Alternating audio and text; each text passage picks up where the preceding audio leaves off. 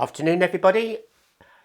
I'm going to continue with the Blue Tits painting, having painted the background wet into wet with a mix of cobalt blue and light red, and in some places a mix of cobalt blue with burnt umber.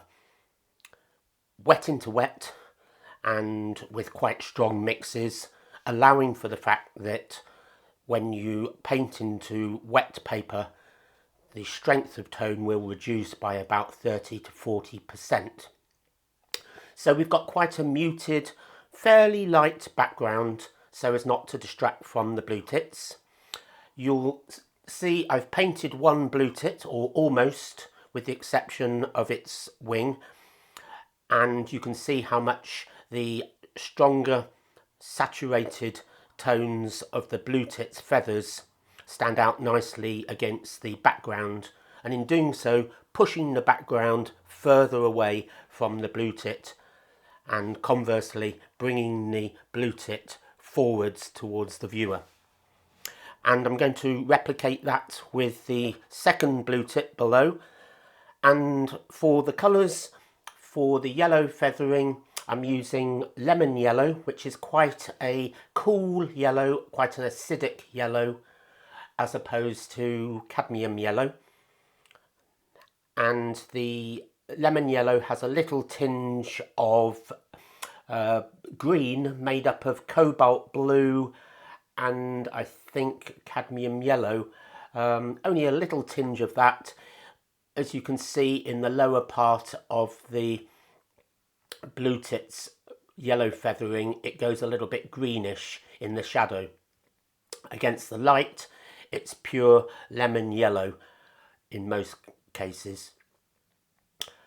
By contrast, the strong darker tones of the blues in the blue tit are on the back and on the wing, the back of the head and the wing, or the neck of the bird and the wing, are French ultramarine.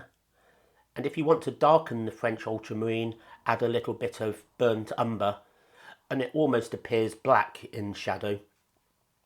Remember, paint what you see, not what you think you know or think you can see. We know that the bird's wing is a dark blue colour, but in the shadow it appears black, so we paint it sort of blue-black. Paint it as you see it. On the cap of the blue tit, it's a different blue. It's not a French ultramarine, which is quite a dark blue. It's a cobalt blue, but I've warmed it up a little bit with a bit of Windsor blue. If you haven't got Windsor blue, then cobalt blue is fine as it is. But notice how on the cap of the blue tit, some of the blue has slightly darkened, again on the shadow side, which is the right side of the blue tit, looking at the blue tit. And on the, almost on the forehead of the blue tit, the cobalt blue is a pure, warm cobalt blue. But on the tip of its head, you can see the sun has caught it and it's white, almost white in places. I wouldn't say white as the paper, but almost white.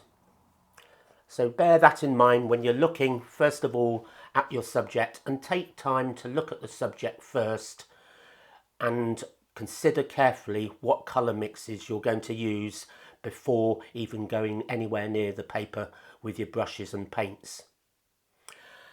And with birds and mammals for that matter, what we're trying to achieve is a soft, delicate feel. Remember, blue tits are very delicate little garden birds, and if you've ever picked one up, you hardly notice you've got one in your hand, they're so light. And the feathering should also appear light and soft.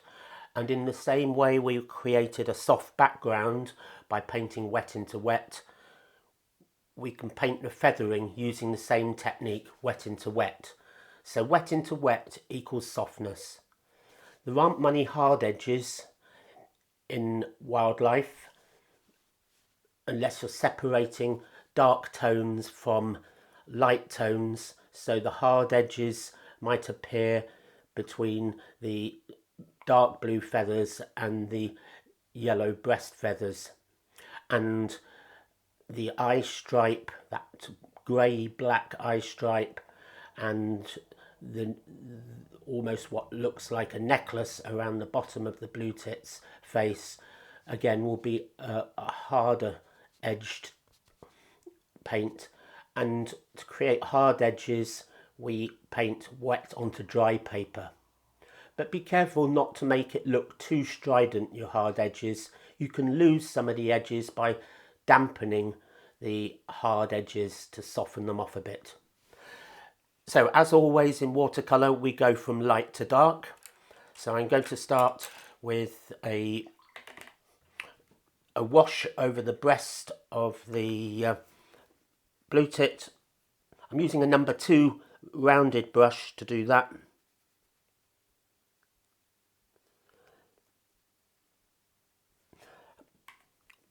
Applying clear water across the whole breast of the blue tit. It doesn't matter too much if you stray onto the wing of the blue tit, because that's going to be a much darker colour and will probably cover the yellow quite opaquely. But for neatness and freshness of your paints, try to keep within the lines that you've drawn. And in terms of drawing, take your time observing the proportions of the bird. Use a I would say an HB pencil, so you can see what you've drawn, but also so that it's easy enough to rub out. And where possible, use a putty rubber rather than a standard eraser, because a putty rubber is kinder to the texture of your paper. If you use a hard rubber and rub too hard for any errors, you could end up damaging the surface of your paper, so that it then starts appearing like blotting paper and then will behave differently when you paint into it. So the breast is now wet, and I'm going to paint in a pretty much pure lemon yellow into the breast, again using the number 2 round brush.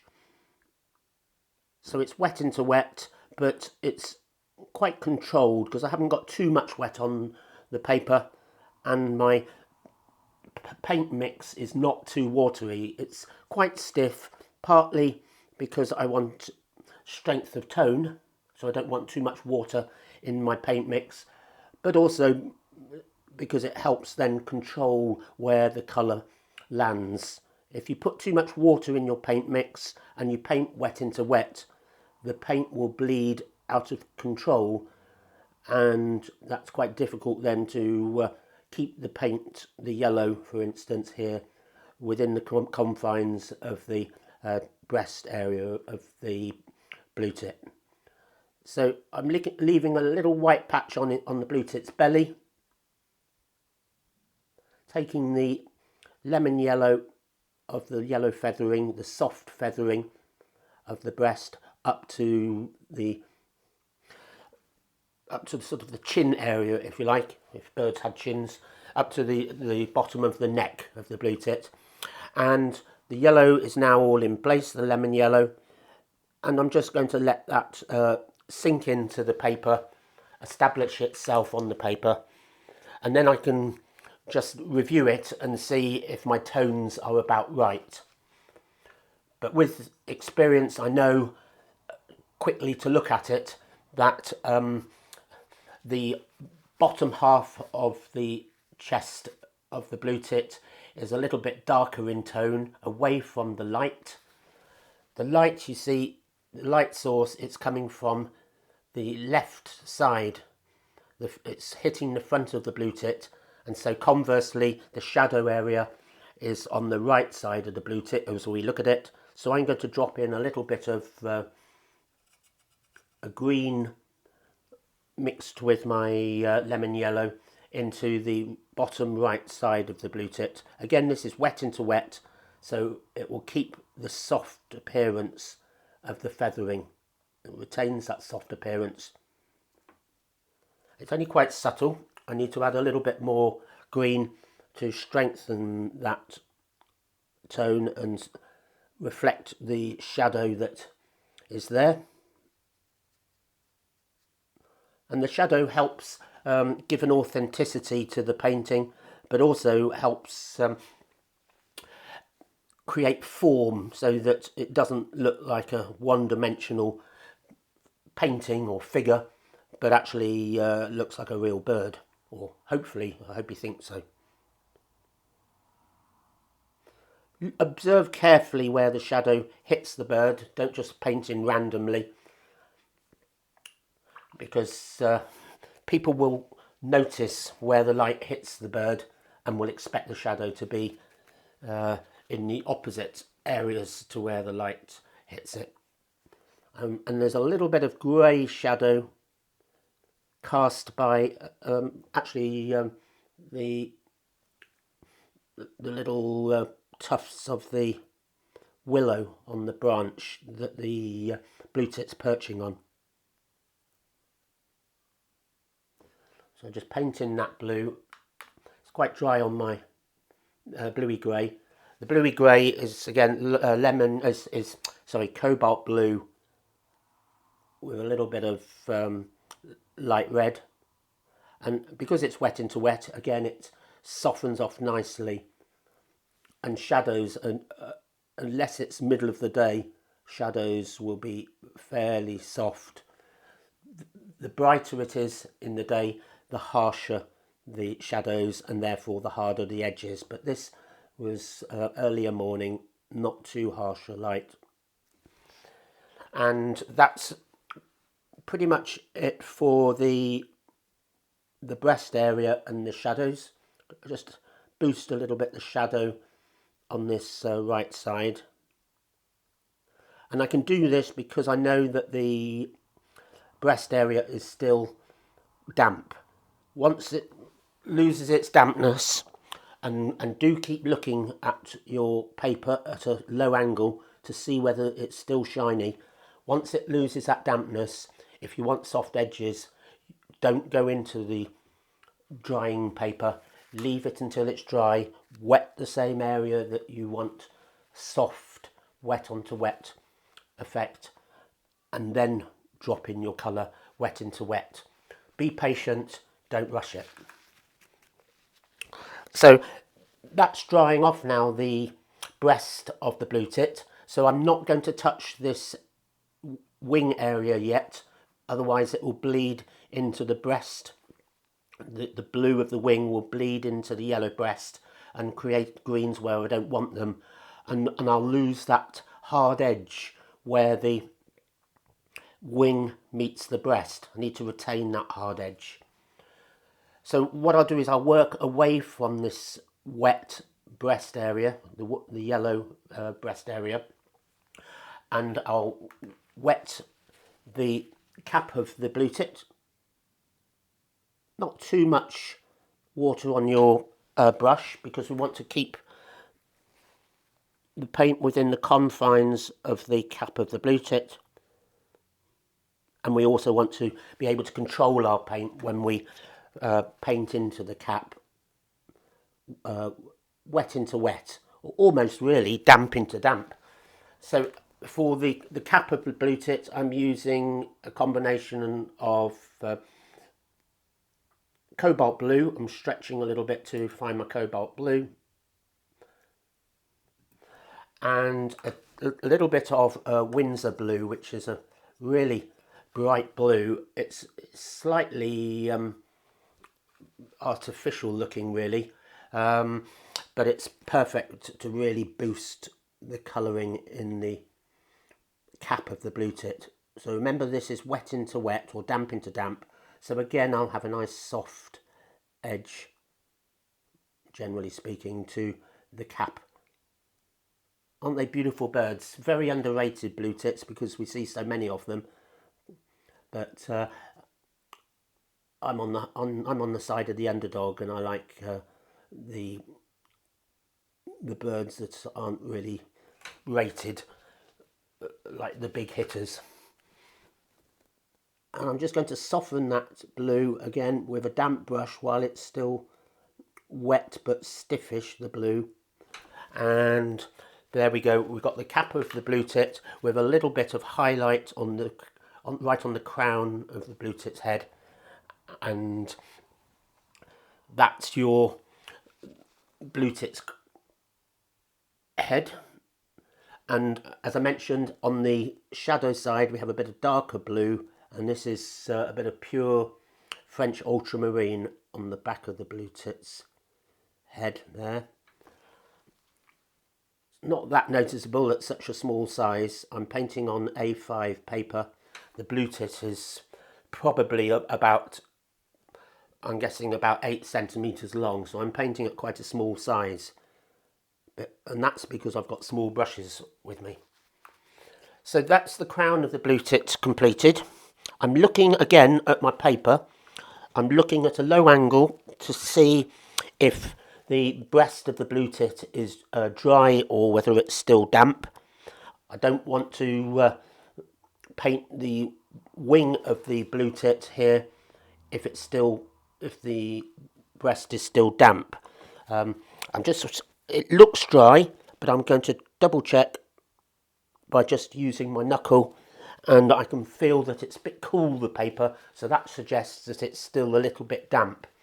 So I'll leave that just for a minute to dry further. What I'll do is, in the meantime, is I'll tell you about the eye stripe here and this little ring around the bottom of the neck.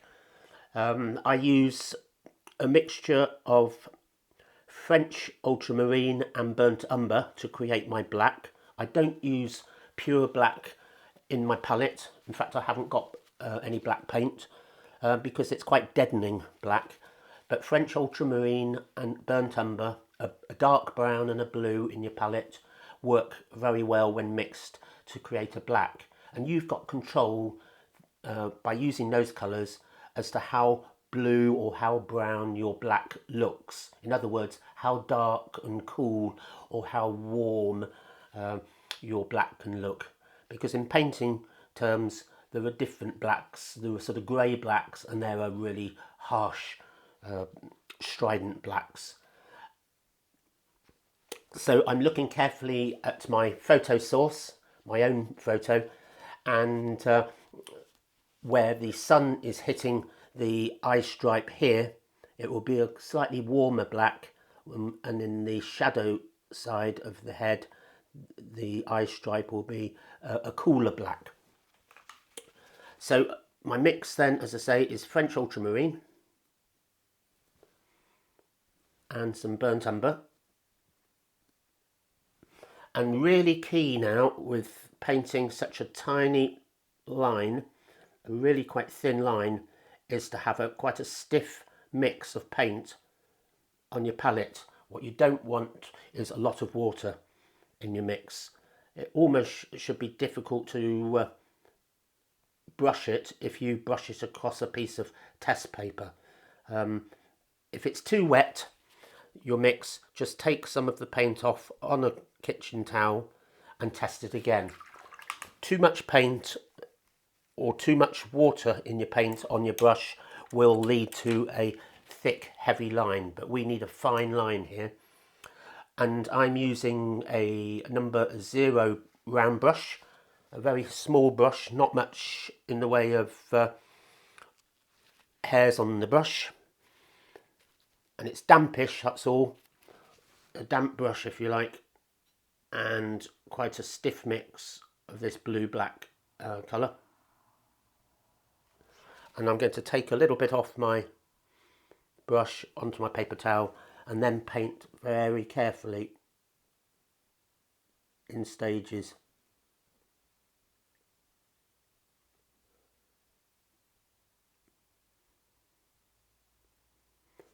The eye line of the blue tit, and the eye line gets lost as it meets the back of the neck, where it meets the dark blue of the blue tip. And as it lightens, as it hits the light on the left side of the blue tip on the front of its head, then I just add a little bit of light red to my mix, and again keeping the mix quite stiff, so I've got a lot of control in a very intricate part of the bird. So the combination of a small brush, a number 0 or number 1 or number 2 maximum really, with a nice fine point, and a mix which is quite thirsty, so not much water in your mix, so that the paint can be applied in a confined area, in a nice fine line here. If you need to try and get a finer point with your brush, what I do is I twiddle my brush between my forefinger and my thumb on a piece of tissue, and that will give you a finer point as it dries. So with the eye stripe complete, I'm now going to go back to the wing and the back of the neck and head of the blue tip. So I'm going back to my number 2 round brush. My brushes that I'm using actually today are synthetic brushes.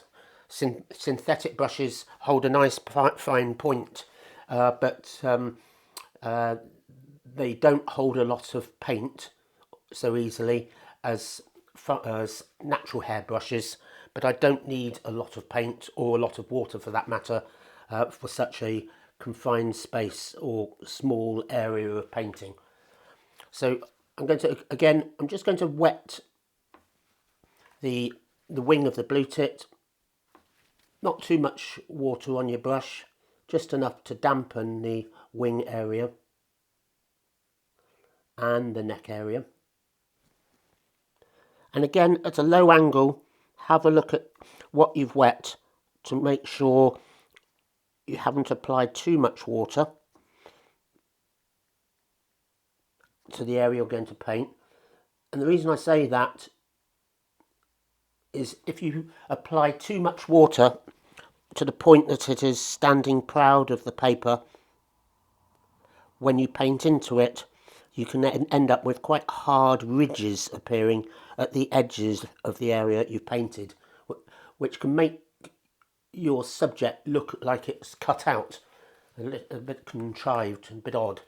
But I'm just going to now have a look at what I've wet, and it all looks sort of a little bit shiny, but not overly saturated with water, and just ready now for me to paint in the neck and the wing of the bird. So first of all, with the neck, there's a little bit of cobalt blue, but also a little bit of French ultramarine in there, painting away from the white face. So I'm pulling the brush towards me, and importantly, I'm pulling the brush in the direction of the feathers. That's really important, so that the brush really does your work of creating the structure of the feathers and the shape of the feathering. Painting in the wrong direction will result in losing real authenticity in your painting of the bird. So painting wet into wet, so nice soft feathering at the moment, and think of this really as an underlayer. I'm just going to wet the wing, which is a little bit damp. I'm going to wet it with this same mix of a mixture of cobalt blue and French ultramarine.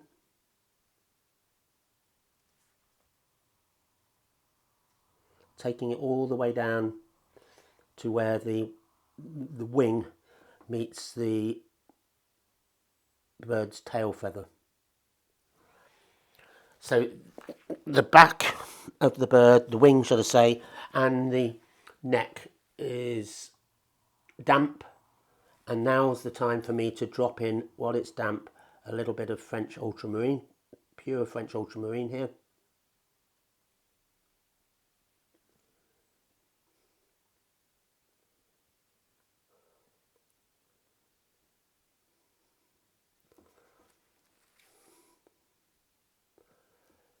And whilst I'm painting, I'm looking at the colour of the French ultramarine in the wing area, and it looks a little bit blue considering it's in shadow.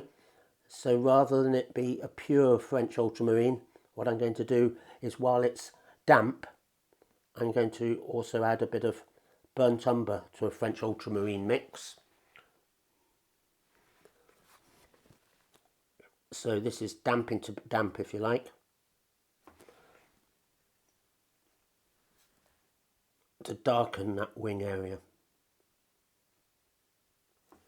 So this is burnt umber and French ultramarine painted on top of pure French ultramarine, which in turn was painted on top of a base layer of cobalt blue.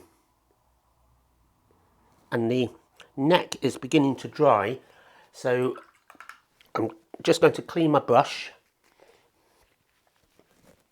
and I'm going to re-wet the neck, but not too much water on my brush because it's only a small area. I've re-wet the neck.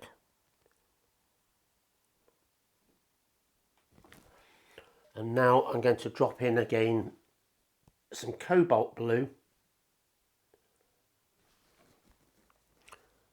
with a tiny little bit of French ultramarine into the wet or damp neck area.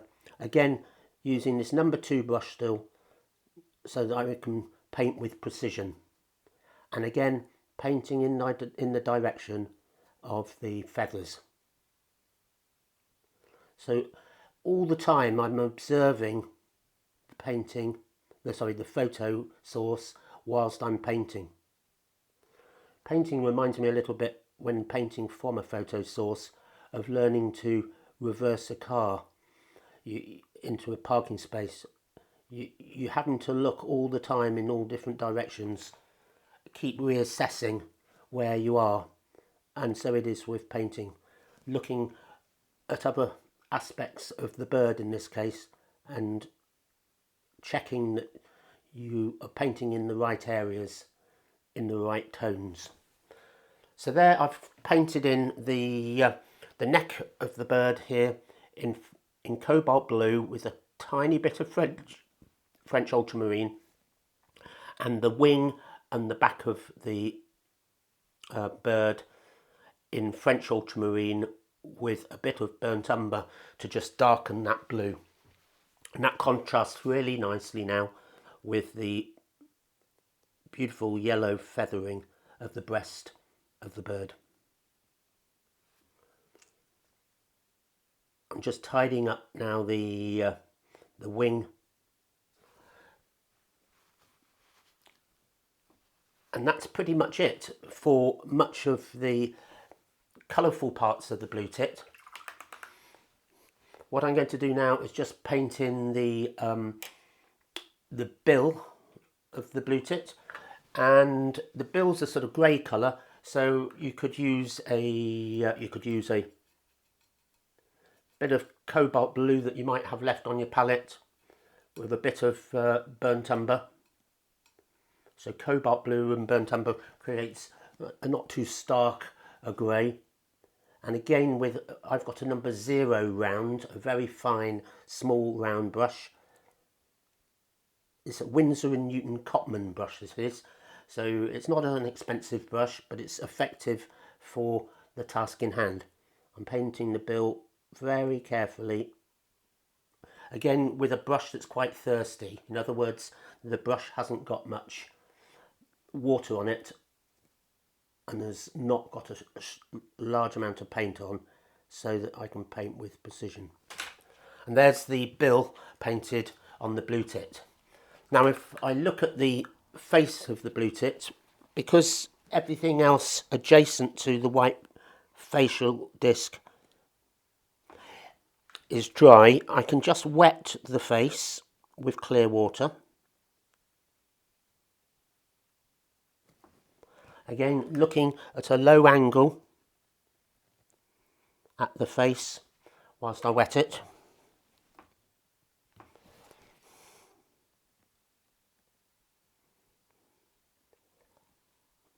And I'm going to drop in a little bit of slight detail into the face. Here will be some light red and a bit of cobalt blue.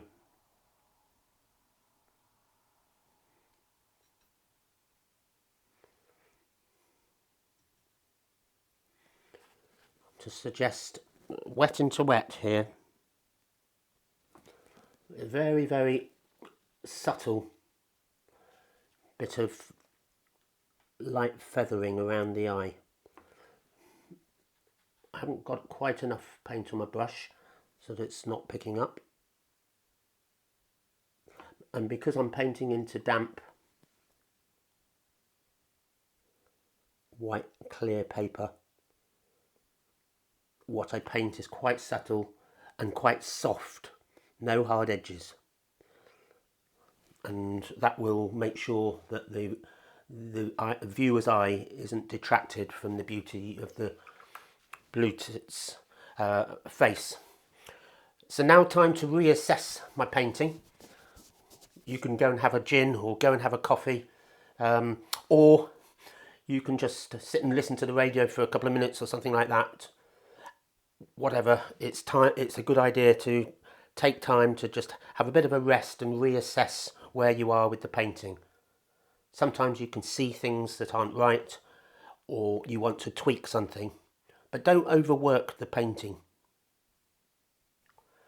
So now's time to paint in the tail feathers, and the tail feathers are painted with a combination here of cobalt blue,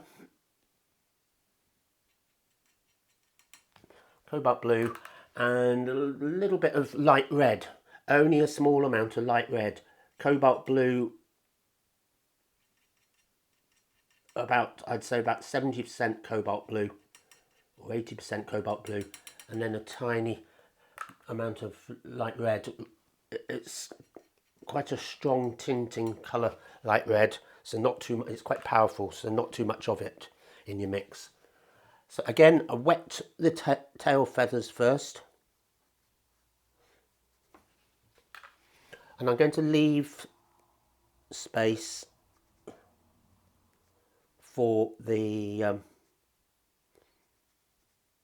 branch of the willow tree to cut across the tail feather.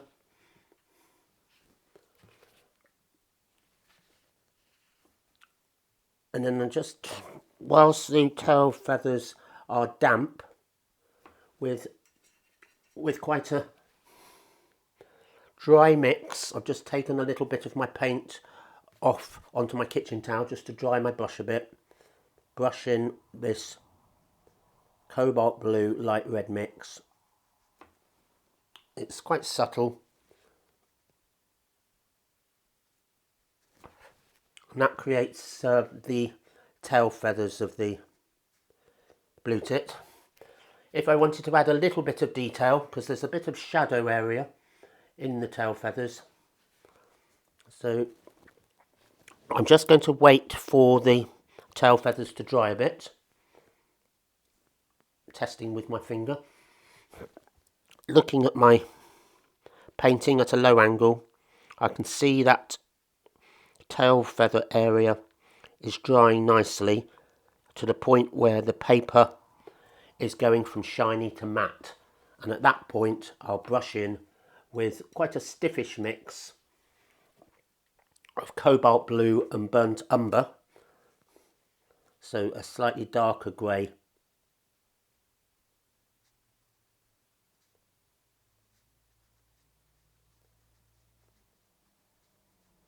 to suggest a little bit of detail in the feathers at the tail. In fact, it's a little bit of shadow really.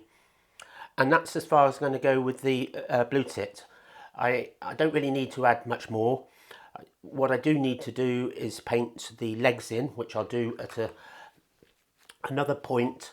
And with the legs, I will pencil them in first as a guidance.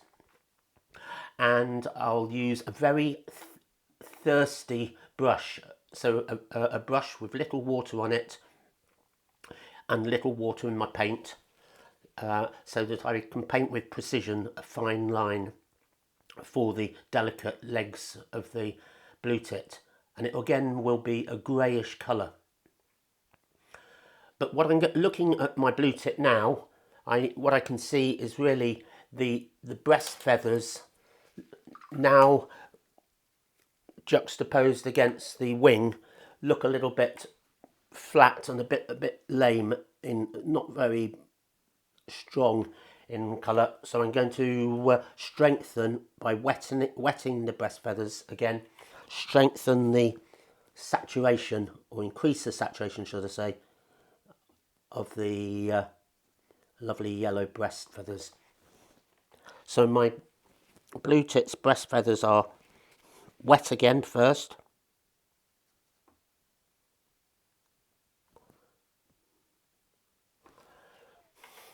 Let that water settle into the paper. Don't paint straight into it straight away. And leave that a little bit to settle in.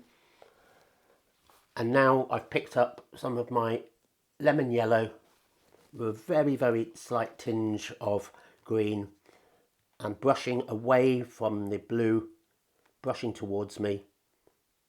You can leave some areas as the underlayer of the yellow to suggest where the light has caught the blue tit, but this stronger mix of lemon yellow with a slight hint of green in it will boost that feathering, and whilst damping to damp, keeps the feathering nice and soft and authentic.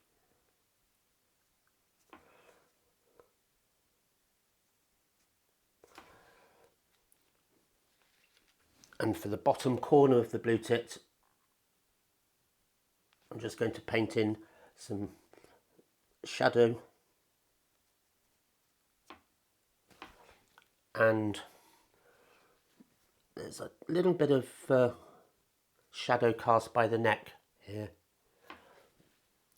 And that's as far as I'm going to go. The light's going in my studio, and that's where I'm going to finish for today. Hope you've enjoyed it, and I hope to finish it off with you very soon.